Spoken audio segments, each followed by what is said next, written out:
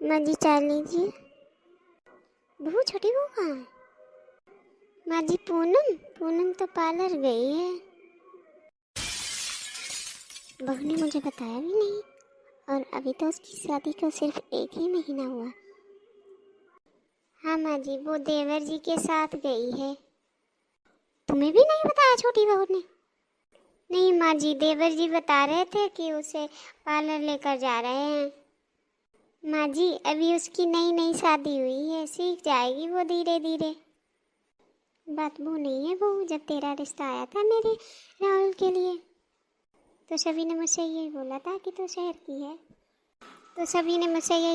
कि तू पढ़ी लिखी है, शहर की लड़की है और माता पिता की इकलौती औलाद है, तो मैं तुझे बहू बनाकर पछताऊंगी। पर बहू तूने सबके मुंह बंद कर दिए। और एक ये है छोटी बहू। और भैया भी बेचारे क्या करते, मेरी भाभी की भतीजी ही तो है ये। माँ जी जब पूनम आएगी तो मैं उससे बात करूँगी, मैं उसे समझा दूँगी माँ जी कि जब भी वो बाहर जाए तो आपको बता कर जाए। पर आपने सही कहा माँ जी, कुछ लोगों की सोच ही ऐसी होती है कि लड़की शहर की है तो वो घर गृहस्थी बसाएगी ही नहीं, और पढ़ी लिखी है तो वो झगड़ालू ही होगी, वो घर को नहीं संभाल पाएगी, और गांव की होगी तो सुशील संस्कारी होगी। दीदी, अरे पूनम आ गई तुम? पार्लर में क्या काम था बहू तुम्हारा? अभी तो 1 महीना भी नहीं हुआ तुम्हारी शादी को और तुम पार्लर में क्या करने गई थी? अरे मम्मी जी, मेरे पापा का इनविटेशन आया तो था आपको याद नहीं? वो मेरे भाई की एंगेजमेंट है तो मुझे तो अपनी तैयारी करनी ही होगी। और दीदी मेरी कोल्ड कॉफ़ी बना दो ना प्लीज़, मेरे कमरे में ले आना। और दीदी शाम को मेरी 2 फ्रेंड आने वाली हैं तो उनके लिए चाय मत बना देना प्लीज़, उनके लिए कुछ बाहर से ऑर्डर कर लेना, कोल्ड ड्रिंक अलग अलग फ्लेवर में। पर पूनम घर में तो कोल्ड ड्रिंक है नहीं, बस नींबू पड़े हुए हैं, कहो तो नींबू पानी बना दूँ।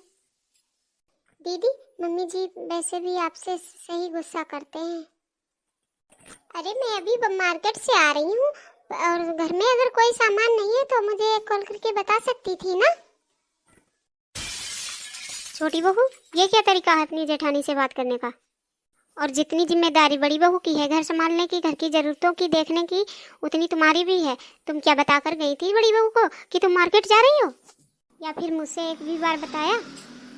कोई बात नहीं मम्मी जी, धीरे धीरे सब समझ जाएगी।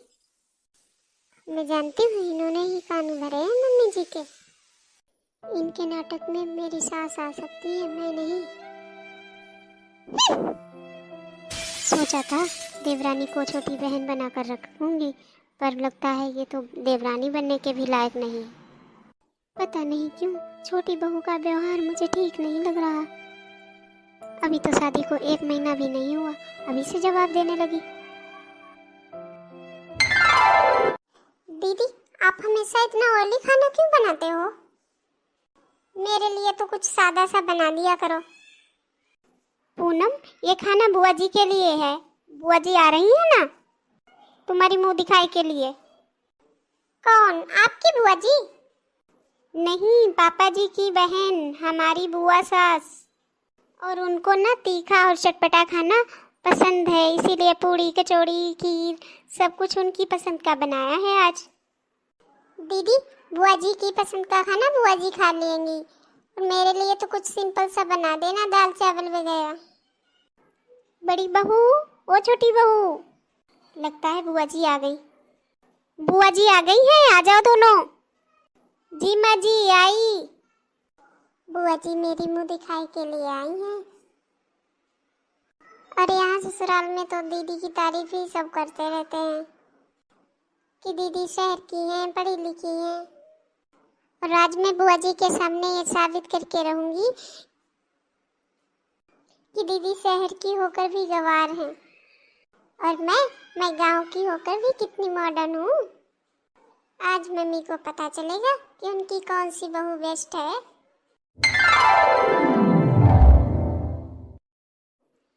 लीजिए बुआ जी आपका खाना। अरे वाह भाभी, खाना तो बहुत टेस्टी बनाया है बहू ने।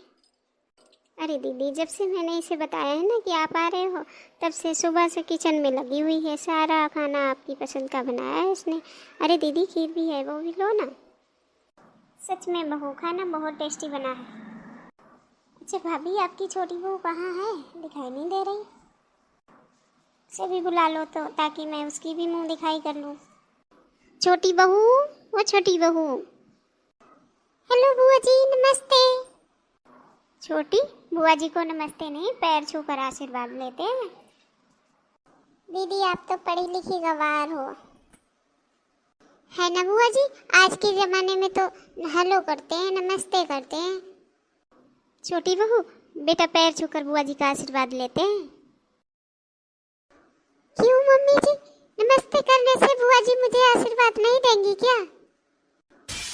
मम्मी जी, माना कि मैं गांव में पली बड़ी हूँ, लेकिन फिर भी मॉडर्न हूँ, मॉडर्न। दीदी की तरह पढ़ी लिखी गवार नहीं हूँ। हाँ छोटी बहू, तूने सही कहा। बहू, तूने सही कहा, जबरदस्ती किसी के पैर नहीं छूने चाहिए। अच्छा वो सब छोड़, तू ये ले मुंह दिखाई में सोने के झाले हैं। बहन जी, आपको इतना सब कुछ खर्चा करने की क्या जरूरत थी? साड़ी तक तो ठीक था, पर ये सोने के झाले, ये क्यों? जरूरत कैसे नहीं थी भाभी, आपने सारी जिंदगी मेरा किया है, अब क्या मेरा हक नहीं बनता? मम्मी जी, मैं अपने रूम में जा रही हूँ। मम्मी जी, मुझे ना थोड़ा रसोई में काम है, वो मैं ख़त्म कर लेती हूँ। और बुआ जी, आपके लिए मैं अदरक वाली चाय लाती हूँ। ठीक है बेटा, तू जा। भाभी, बुरा मत मानना, रिश्तेदारी से ये बहू लाकर आपने सही नहीं किया। और बड़ी बहू पर तो आपका इतना कंट्रोल है कि वो आज तक डर रही है, और छोटी बहू को आपने इतनी छूट दे रखी है। और भाभी, अगर घर में सुख शांति चाहते हो ना, तो बड़ी बहू को भी बोल दो कि जैसे वो रहना चाहती है वैसे रहे। हाँ बहन जी, मैं बात करूँगी बड़ी बहू से। हाँ बहन जी, आपने ये बात बिल्कुल सही कही, मैं बात करूँगी ना बड़ी बहू से। अच्छा आप वो सब छोड़ो बहन जी, वो तो घर घर की कहानी है। आप ये बताओ, आप अब तो रुकोगी 2-3 दिन? नहीं भाभी, रुकने को तो मैं बाद में आऊँगी। अभी तो मैं आज शाम को ही जाऊँगी। वो तो मुँह दिखाई नहीं की थी बहू की मैंने, इसीलिए आ गई। आज शाम को? हाँ भाभी। पर बहन जी, आज तो नहीं, आज के आज तो रुक जाओ, कल चली जाना। नहीं भाभी, वो बहू घर पर नहीं है ना, जब वो आ जाएगी तब मैं आ जाऊंगी। अभी शाम को रोहित आ रहा है मुझे लेने। ठीक है बहन जी, तो फिर तुम अपनी विदाई ले लो। कुछ दिन बाद। दीदी, मुझसे पोछा नहीं होगा तो तू झाड़ू लगा ले। नो दीदी, उससे धूल मिट्टी सब कुछ मुझे छींके आने लगती है, मैं नहीं लगा पाऊंगी। अच्छा झाड़ू पोछा ये सब मैं कर लूँगी, तू किचन संभाल ले। किचन में कुछ बर्तन पड़े हुए हैं, उन्हें साफ कर ले।